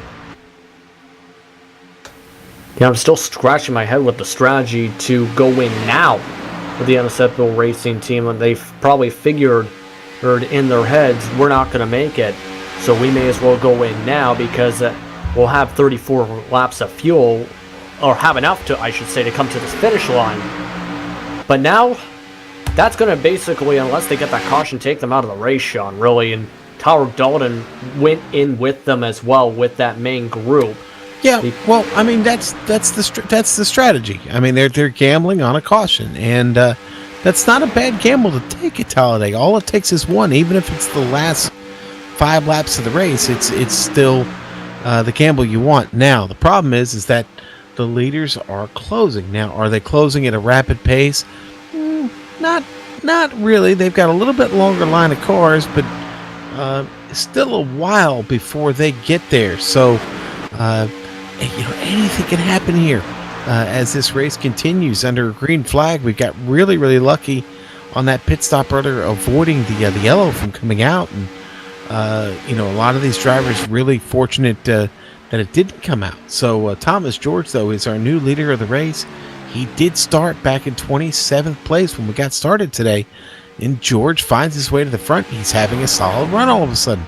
And there's Adam Blattel. Hashtag Adam Blattel in the Amsoil Toyota. Another guy having a great race. He got in a little incident there in that first caution flag. Put a little damage on the front end. But overall, it hasn't seemed to hurt him at all. Brian Yazik hanging on to third place. Norm Pelletier, they're in fourth. And Paul Pepper rounding out your top five. Paul Pepper showing up tonight. And you know what? Paul got a pretty good car under him here this evening. Yeah, he's been able to do it really well here. But still, even with that lead pack, you're seeing with Krobach in 6th and then 2 lap cars hooking on Devin Cannon and Andrew Jones. They're still not the fastest pack on this track right now. The Unacceptable Racing Pack, which we mentioned, who went in with the pit stops for strategies, for example, Sean, they're a second per lap faster right now. 1 second. That is an amazing feat with these cars because they've been able to work together more, be more tightly knit, and get more speed, really. Since they've been really working together, all that grouping throughout this entire time. So they keep it up. They might be able to close it in. They just, even if there is no caution, they might still be in the good situation now when you think about it. Well, they are, as you said, they are significantly faster. And one of the things that I see that's helping that effort is they're incredibly smooth. And there's not a lot of, you're not seeing a snake out there slithering down the driveway. This is a pretty uniform, pretty solid group. As long as they can stay hooked up, they'll continue to pick up more spots. See, nobody pushing there down the straight. They're just keeping that distance between the bumper and the splitter there, the rear bumper and the front splitter, and allowing the natural push to occur. And it's really, really cutting a big hole in the air here for these guys. It's on board with Rick Thompson. He's at the back of that deal. Being right there at the back of that makes him actually the fastest car. The only problem with that is that there's nowhere to go, and Rick's got to really be careful with the throttle. Going to have to feather it and burp it occasionally to avoid getting a run that center punches James Kahula there just in front of him. Yeah, exactly. A lot. That's why sometimes you might have drivers not go 100% throttle really when they're in the middle of the line like that. They might go 90 or 80% throttle to make sure. I've heard in some cases going down to 20%, which I still do not see as the most. But still, it's the matter of making sure you stay in a smooth speed and don't bump off that back end and in turn heat up your back car, because we haven't talked much about temps today. Temperatures are also a major factor. When you're in the pack like this, you might go as high as to the red line of 283, 84 miles per hour oil temp. Yeah, got to be careful with those temps, and I would imagine guys are watching their gauges right now. Checking the timing and scoring, I can say this is going to be pretty close because the Unacceptable guys are catching them at a pretty good clip right now. So warning has been served, and Paul Thomas, I almost said Paul George. That's a basketball player, I think. Thomas George and his group really need to be careful now. Let me run down the top 10 for you here. You've got Thomas George and Adam Blattel, both looking really good here. Brian Yazik in third, Norm Pelletier in fourth, Paul Pepper holding down fifth place. This has been a great run, great return for him. Michael Krobach in sixth, Scott Eckrich in seventh, Brody Hayes in eighth. Ninth, going to go to John Wilco. John Wilco in eighth. Good job, John. I'm sorry, in ninth. John's brought that car way up the field. And then Ricky Harden going to be rounding out the top 10. And Adam Blattel making it very, very close up at the front of the field. Little rub there on the bumper of the Pepsi SS Chevrolet there of our leader. Little rubbings racing, especially at a track like this, but you're seeing the rubbings not really hurting much at all. So as long as you rub in the right places, I think you're still safe, especially if you rub properly with bump draft on the back bumper. I hope that makes sense. Absolutely it did. And boy, this front pack, it seems to get a little bit bigger every lap. Not all of those cars are actually not all of those cars are actually in a on a lead lap. At the back of that, you've got the 59 of Andrew Jones. He is actually a couple laps down. As long as he can stay with the field, though, he can help these guys out. Like I said, the longer line is the faster line. Not been so much the case right now with the pace that we've seen out of the unacceptable racing line back there. Nothing's changed yet. Ricky Harden's still in command of that and 10th overall. Now, here's one thing I want to bring up as we still look at that unacceptable racing group. It's starting to fall off. It's down to 0.6 seconds faster now. But one group that's starting to really gain traction is the group led by Scott Eckridge right now, with Brody Hayes, John Wilco, Stephen Herring right now. They've closed this gap fast. It was about 10 seconds a few minutes ago. It's to 6.8 seconds behind the next car right now in terms of positioning. So they are zooming in fast right now, trying to close that gap. It's down to 7 exactly, pardon me, but they're really closing in finally. But one thing to mention, though, is Wilco's transponder has not been working for us this race. He's still in that top 10, despite what you're seeing on scoring on that lower bar. It may say 29th on there right now. He is still in that top 10 with probably one of the best ones I've ever seen from John Wilco in that 62 car. So, Back Row Motorsports, he's not on the back row today. All right, Justin, and with 20 to go, it's time to drop that disco ball down and hit the music. It's time to boogie, baby. Let's get this party going. We have 20 laps to go. Right now, the big story, can the unacceptable racing team get themselves back to the leaders? Ricky Harden, the man on point here as they head down the back stretch. Is it possible? Can they come all the way back on an off-pit strategy here to try and win this race? At least shake things up a bit at the top. Still got a ways to go to catch any cars of significance on track. I think Gerald Livingston is the next car up in front of them, and it's a ways to go before they catch him. Well, this lead pack just took an interesting turn because I think most of the pack went to fuel conservation mode, and Brian Yazik and Norm Peltier said enough with this. They're going 190 for a couple of laps before both of them shot up now with Paul Pepper and Michael Krobach joining them. So I'm wondering if Thomas George thinks he's not going to last on fuel, because they were going probably half the throttle at the very least with the way they were going, leading, explaining why Scott Eckridge and Brody Hayes were catching up like rocket ships. Yes, they are. It's moving back there. Definitely moving. I like what I'm seeing out of that. That's not a bad strategy. Devin Cannon stuck up on the outside right now. We're on board with Thomas George, actually. He's just up in front of what's Tyler Dalton and Cannon. They're next to each other at the back of this pack. Guys, it's not exactly what you want to do here when you're trying to be fast. There you go. Cannon slips in behind Dalton. Oh, Thomas George on the wall. Oh, and I'm afraid he got caught by Adam Blattel. Did we not have a caution flag? Oh, Thomas George's car slides off the track and below the racing line. It does not bring a caution flag. Adam Blattel is going to get a run at him. And another situation for Blattel where the bumpers were not lined up. He catches him, and that hooks him and sends George around hard on the wall. That's going to end his race. It had to have popped the motor. Yeah, that is just some absolutely bad luck. You're seeing that back view right now. You see him Blattel moving from the high side, bumping him on the right side. That Lego piece does not fit, unfortunately, as you can tell. And leads to him smacking into that wall on the inside. His day is done. He's behind the garage area now from that.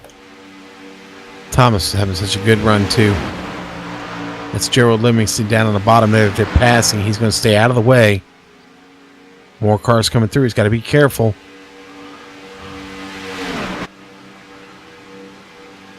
Everybody up front still staying in line here.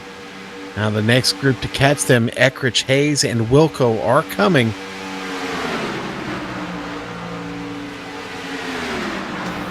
Yeah, right now, in fact, I think they're starting to actually gain more speed after that, surprisingly, that top grouping. When you look at it on Eckrich and Hayes, because the gap's gone up 2/10 on this lap that we are currently looking at alone. So, I don't know. For some reason, it feels like they've just decided to go. They're back in the 195s now, still in fuel conservation mode somewhat, but they're still able to grow this gap.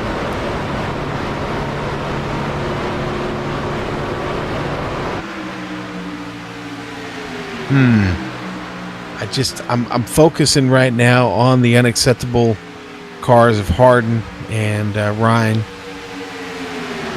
Good line coming around the track.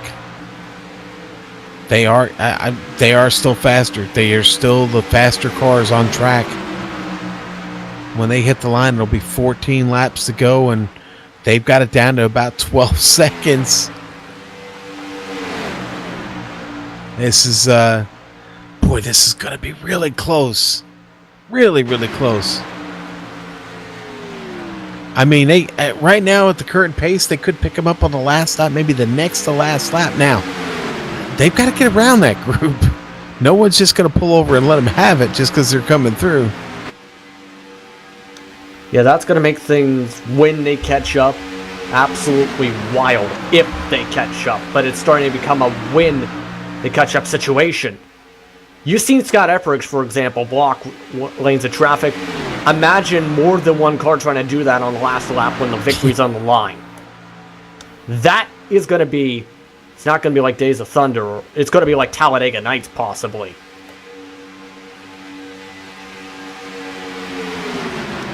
You know, where eventually you're going to end up having two people having to sprint to the finish line with Ricky Bobby and whatnot, trying to get the victory. That's going to be what we're at if you see more than one car trying to block that momentum if they do catch up. Boy, Brian Yazik's going to be a hard man to pass. He loves it up in front of this race. You see him being hounded there by Norm Pelletier. Shout out to Norm, man. He's had a solid run tonight. The Toyota has been good. The Black Magic, the Gum Out Black Magic machine is definitely got a little bit of magic in it this evening. Paul Pepper, another guy who's having a good run tonight. Michael Krobach, we barely talked about him. That's probably a good thing. He doesn't like us to talk about him. It generally lends itself to bad luck, so we'll be quiet, Mike. And you see Adam Littell back there in 5th place. Adam been the center of a couple of cautions this evening. Maybe he might have fallen off the Christmas card list of a couple of his fellow competitors. His race continues on, though. Tyler Dalton sitting there in 7th. Or is he? Hang on, I'm sorry. No, he's in 15th. Tyler's down. That's right. Tyler's the first car a lap down.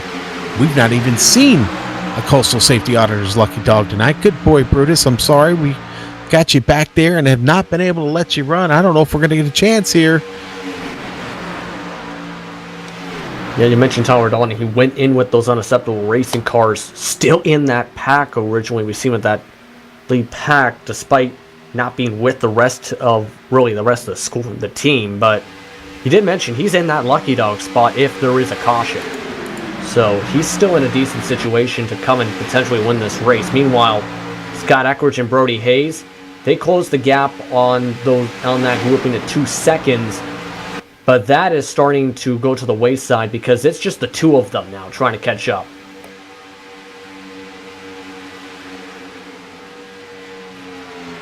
Man, Yazik really with great pace up here at the front of the field. He comes across the line with 10 laps to go.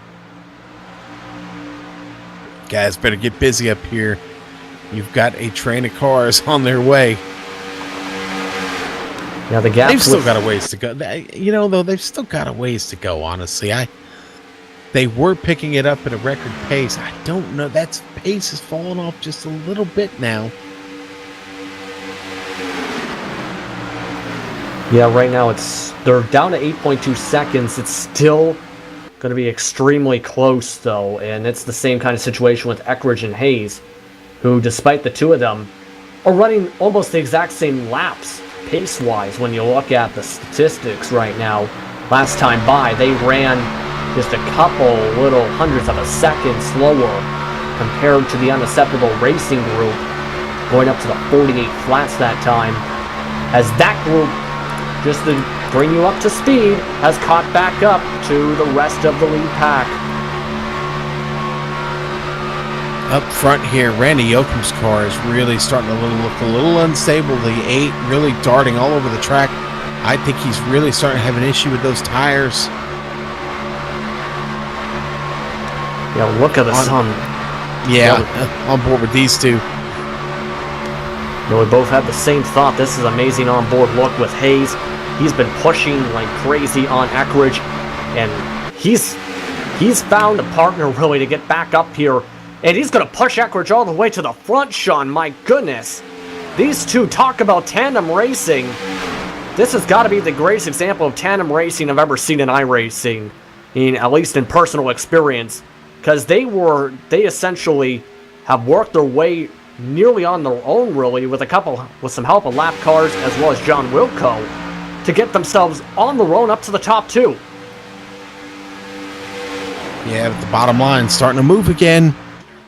Here comes Yazik and Pelletier. Yazik going to look to take it back, but there is momentum on the top side. Eckridge up there fighting. Brody Hayes giving him as much help as he can.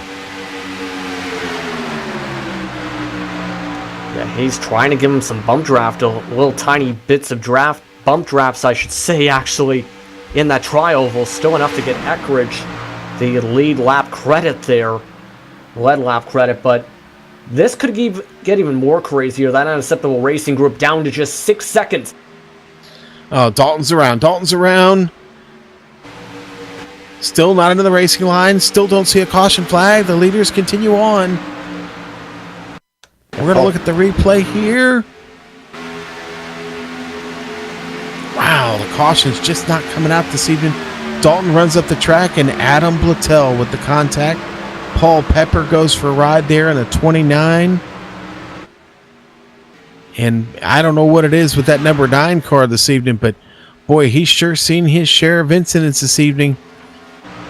Still continuing to race on in 6th place. He's about to get gobbled up, though, by the unacceptable drivers of Ricky Hardin and Tommy Ryan. Here they come. That line is a-moving. They're going to take him here in just a moment. But we're running out of time. Cross the line. Something. Hold on one second. Brody Hayes, I think something just happened to Brody Hayes. I think he might have blown an engine or possibly out of fuel here. Hayes has definitely got a problem. We'll look at it in the replay here. Blown engine. Brody blows it. Brody was following Eckridge that whole time. And just got too hot. He blew it. Yeah, he'd been trying to push Eckridge bumper to bumper for the entire green flag run, and I'm surprised it didn't happen sooner. It just finally let go. Once you see those the red colored numbers really on your dashboard with 5 to go here, as you see on your screen, that's when it's going to blow up. It's going to blow up anytime throughout the race, even if you're back to cooler temperatures. The risk is always still there, and unfortunately, the risk bit him with about 6 to 5 laps to go. And I think our boys are going to run out of time here. They're going to come across the line with 4 laps to go. I don't know if Tommy Ryan and Ricky Hardin are going to be able to catch these guys. I'm disagreeing with my director. He thinks they're going to catch them. I don't know. It's really, really going to be close. They have got an awful big run going. And now they are in turn 1 and coming through the middle of the turn. You know what? I'm starting to come around to his way of thinking here. Here they go. Boy, what a charge they have mounted since that pit stop. And we both kind of scratched our heads and said, well, what are they doing? Why are they doing that now? I think they knew they would be best if they went then. And Oh, it's going to be so close. Again, they're going to have to get around these guys and going to have to gang up on them and choose a line and try and go with it and hope they don't try to break the momentum. But this pack is awful strong here, Justin. Yeah, well, right now, this is they're coming in fast, 3.4 seconds. They're going to probably close it right on that last lap at this rate.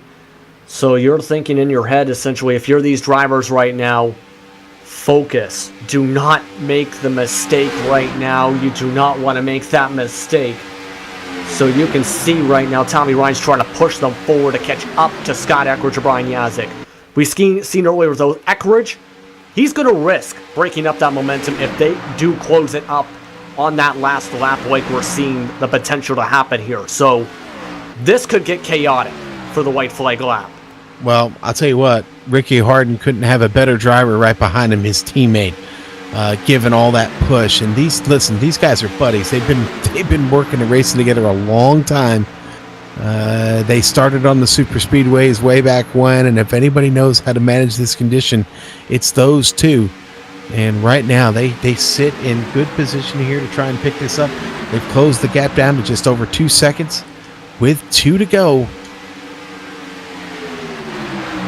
I'm going to give our director a gold star if they can pull this off, and he's real close to earning it. But Eckridge is the leader.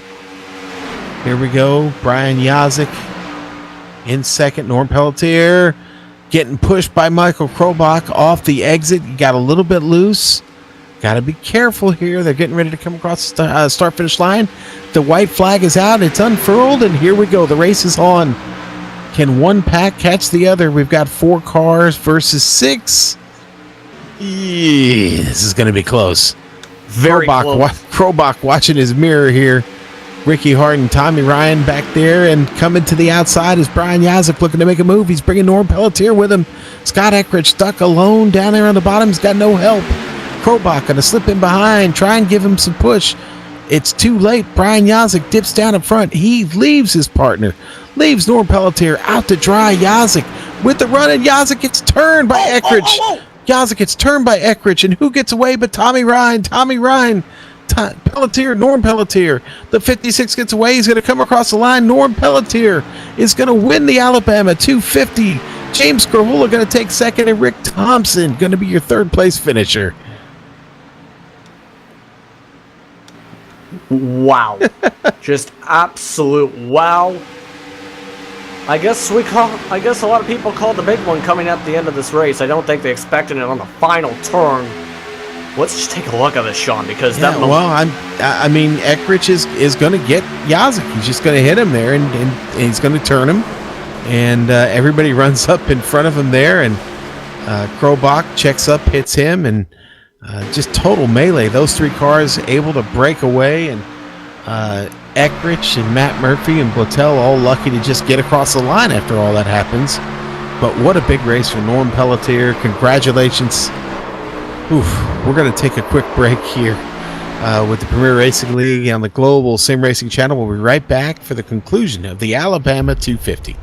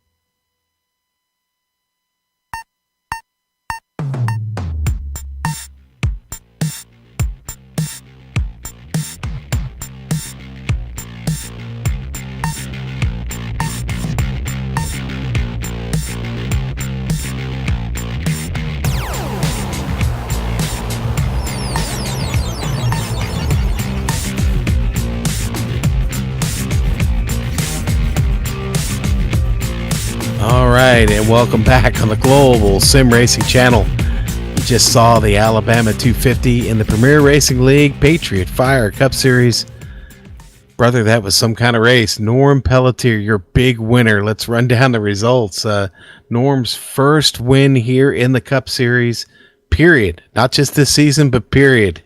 And he is your winner. James Krahula manages to survive and come home to second place finish. Rick Thompson in the number 76. He'll finish third tonight. Scott Eckrich will wind up fourth. Adam Blattel, fifth. Sixth. Matt Murphy with, wow, what a run he had. Michael Krobach, and Krobach survives. Maybe, well, not quite there at the end, but he does come home seventh. John Wilco in eighth. We had problems with his timing and scoring this evening, but we do have him there on the board. He gets in there at eighth. Brian Yazik in ninth. And Tommy Ryan, what could have been for him, doesn't work out in the end. Tommy will finish 10th. Yeah, and with that craziness, two other drivers finish on the lead lap tonight. Randy Yoakum in 11th. Paul Pepper comes away 12th. Paul Pepper, of course, having some bad luck in those final stretches, spinning around on the Alabama game backstretch. The first car lap down tonight was Ricky Harden. Pit strategy did not turn out well for him. Devin Cannon also a lap down in 14th with some bad luck himself. Stephen Herring in 15th. Tyler Dalton comes out 3 laps down in 16th. 17th was Andrew Jones. He fell off the pace after the first caution after the restart. Joe Livingston, after some connection issues, came back, turned some laps, finished 18th, 5 laps down. Brody Hayes, after blowing an engine near the end of this race, after getting not enough air to that engine with pushing to get back to the front, he comes away 19th. Thomas George, after slamming the wall hard and some bad luck up front again for himself, still comes away with a top 20 finish. And we still have about 9 cars left on the grid, Sean. Yep, there we go. And 21st, Rich Jetty, 39 laps down. Woody Mahan, the Jewel, the Loud Pedal Motorsports Jewel tonight, 22nd. 23rd, Jonathan Lawrence. Tim Johnston, 24th. Devin Serra, 25th. Chris Scala, 26th. Timothy Barnes, in his debut, finishes 27th. Jeff Ward, 28th. 29th, going to go to Justin Rodden. And that completes your 29-car field this evening. Let's talk to our first-time winner on the top of the podium tonight. Champagne and beer spraying all over the place. Congratulations, Norm Pelletier. Yeah, thanks, guys. I have honestly no idea what to do here. Celebrate. Enjoy it, brother. I mean, how does it feel to get a win here with these guys? Oh, it's awesome. I mean, I knew coming here I had a good chance. Then half my team decided not to show up, so I was kind of scrounging around the pit area trying to find somebody to work with, and I paid Brian Yaksik off. He gave me a bunch of help, and so I was able to do it. All right, talk us through the end of the race there. Let's start on the backstretch heading into 3. Well, it started on the exit of turn 2. I gave Brian a huge push coming out of the turn. He went high, and I was lucky that Krobach stayed with us to give us a bit of extra help, so it left Scott down there on the bottom, plus we had the guys coming up behind us that we had to be worried about. And as soon as Brian ducked down, I was like, all right, I'm staying up high. I got to do this, and no one helped me, and actually helped because everyone else wrecked. Yeah, they did, and you managed to make it through there and get the win. I don't think anybody was any happier for you than the guy that finished right behind you, to be honest. James was talking about here just before the interviews how excited he was to see you win that race. You're not really a guy that tends to show up and just knock out wins one right after the other. Like I said, this is your first one here in the Cup Series. You just talk about that feeling, man. What is it like to get the first win? I mean, is it has it not caught up with you? Will you wake up tomorrow morning and go, geez, I just won a race last night? Well, I could definitely use a cigarette, I'll tell you that, but I'm pretty pumped right now. Well, it's sick, it's awesome. It is, man. It was a lot of fun watching you pull that off there at the end. This track, we talked about it in the pre-race. We talked about it Sunday night with the trucks. Talladega, famous for making first-time winners out of people, and we can add your name to the list now, my friend. Yeah, and I'm honored to be on it. I can't wait to go into work tomorrow, brag about this to everybody who doesn't care, and enjoy it by myself. Going to be sharing that YouTube link with everybody. Oh, I'm not going to get anything done tomorrow. Well, we head to Martinsville next week. We got to shorten things up just a bit. You looking forward to getting into the bull ring? Oh, it'll be nice. I enjoy that track a lot. Beating and banging is always fun for me. So, all right, Norm. Well, we'll see you there, man. Congratulations. Go have some fun and enjoy this victory tonight. awesome. Thanks, guys. See you next week. All right, and our thanks to Norm Pelletier for coming in and hanging out with us for just a minute or two and celebrating the victory. The New England driver gets his first win in the Premier Racing League this evening in the Patriot Fire Cup Series. Justin has caught up with the man who is really happy for him, James Grula. Yes, James Grula, as that was happening, he was going through the race chat, essentially going, no, in a jokingly way, to be so happy with Norm Pelletier. He's probably just as happy as Norm is after tonight. James, how do you feel about coming away second place in what was a crazy finish? Oh, no, I wasn't yelling no. I was yelling Norm. Oh, okay. Thank you for the correction there. I was happy for Norm, man. He's run a lot of races with us, and it's good to see someone get their first win. And so, yeah, that was very cool. And I mean, you're not expecting a wreck among teammates off the last corner, and that kind of, I don't know how we made it through there. I don't know how we even made it up to second. We screwed up tonight really bad. Here we thought that we were kicking everyone's butts, and we miscalculated our fuel strategy. And so we too stopped that last time when we could have made it with everyone else, and so we screwed up our night by doing that, and I don't know how we caught them. That's I don't know how that's humanly possible, but we did, and I mean, we'll take it. I'll take second place tonight. I'm really happy for Norm. Rick Thompson helped us out tonight, and I got to thank him for staying on my back bumper, and I'm glad to see him get a third, and I just wish it would have worked out better for all of our teammates and everything. I know Tommy, we were trying to help him gain as many points as possible on Brian, and we didn't help him do that tonight. I was just going to ask about the pit strategy, as you were mentioning somewhat about the miscalculation. What was going through you and your teammates' heads really when you guys started to close up and basically finally caught up, coming into turn 3? About 5 miles per hour faster than the guys in front of you, which led to that craziness coming out of 4. What was going through your head as you finally were reeling them in to that point? Well, I mean, it was here we were just all giggly and everything, think that we just snookered everyone on pit strategy, and about 15 laps to go, we start realizing that these guys might not have to pit. And then we just made ourselves look stupid again, like we did on Sunday Night Pitting.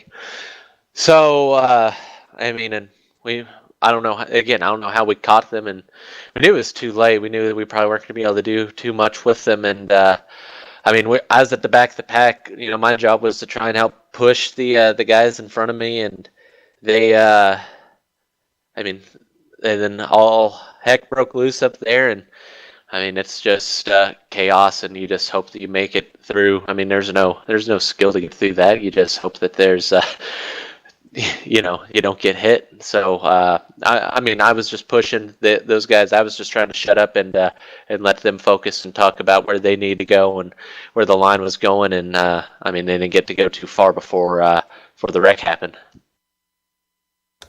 Yeah, one thing that does take skill is being able to work your way back through the points and move your way up. You moved up to 6 in the points, by the way, James, after that finish, even with the craziness because of that second place finish.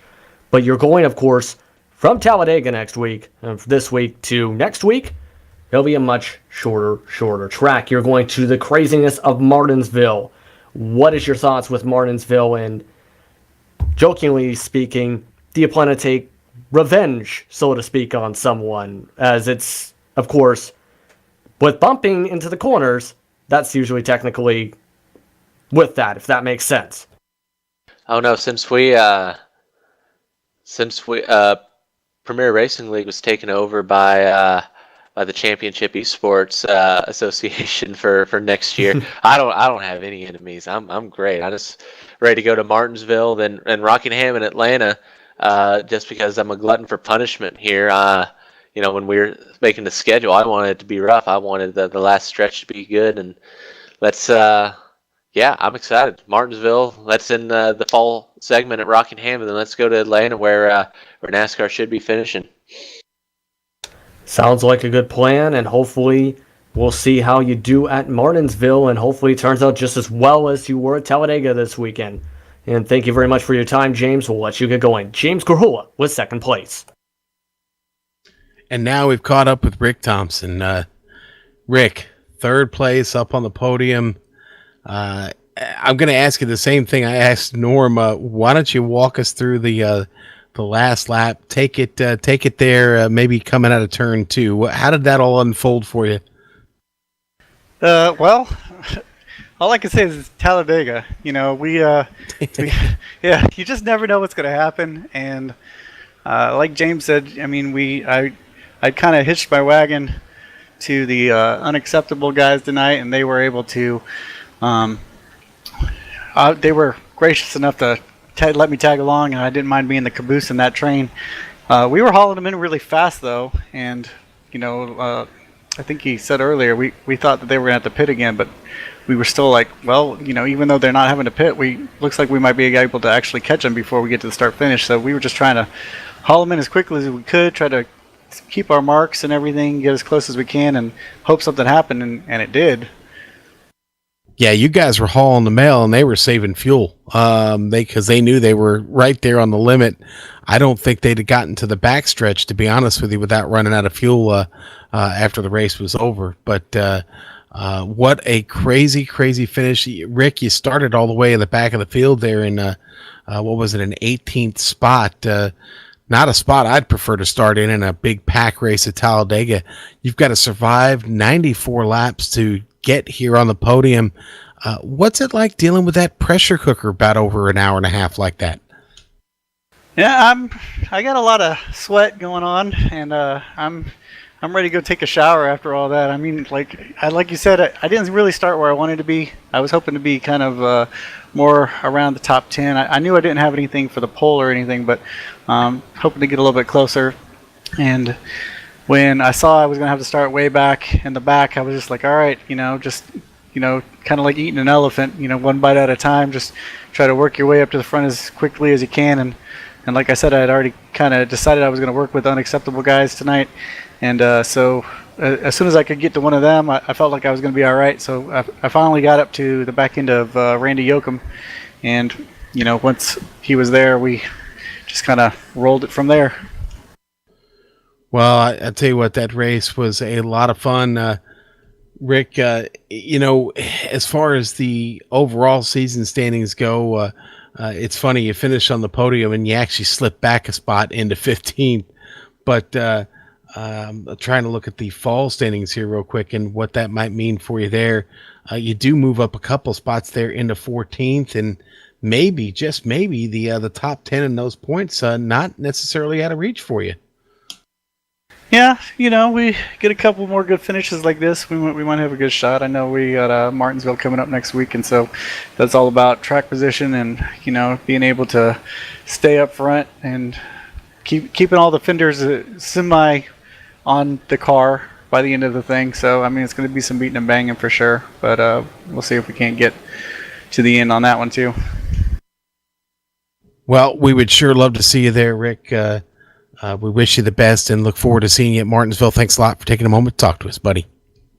Yeah, thanks, Sean. Thanks, you guys, for coming out and broadcasting. I always enjoy watching the broadcast. So thanks, and thanks again to Unacceptable Racing for letting me kind of tag along with them tonight. Yeah, good work with those boys. Again, congratulations. We'll see you at Marty, buddy. All right, and Justin, that was Rick Thompson, driver of the United States Air Force number 76 Ford.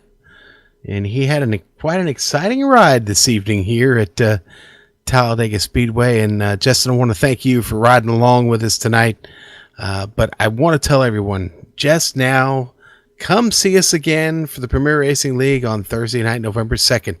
That's next week. We will be back at 9 o'clock Eastern Standard Time. We don't have a truck race for you this Sunday night, so catch us 1 week from tonight when the Patriot Fire Cup Series from the historic Martinsville Speedway for 250 laps. Yes, folks, 250 laps. That's what we've got in store for you.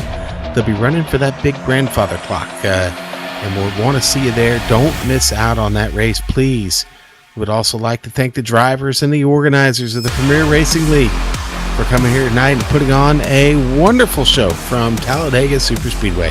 Thanks to the companies that provide the software and hardware for our broadcast, listed here on your screen now. I want to give additional thanks to Eric Ekholm and Casey Lalonde.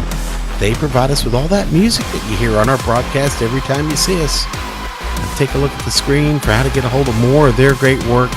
You can contact them there. We want to thank the team today, Justin Prince, Amjad Yaman, and the very elusive and great Dougie Beard for his camera sets. And if you'd like to find out more about GSRC, including upcoming races, you can find it at globalsimracingchannel.com, or you can check us out on social media. We're on Twitter at GSR Channel, or you can look at us on Facebook. You'll just type in Global Sim Racing Channel, all one word. You'll find us there. Now, we also have upcoming races for other series listed on the screen. We'll be back tomorrow afternoon for a little soup and crackers with the AOR League and a race from Zolder. Oh, yeah, Zolder. The very fun, very exciting Zolder, the former Renault 2.0. So check those out. Mark them down on your calendar. But, folks, until next time, race clean, race hard, and we'll see you on the track.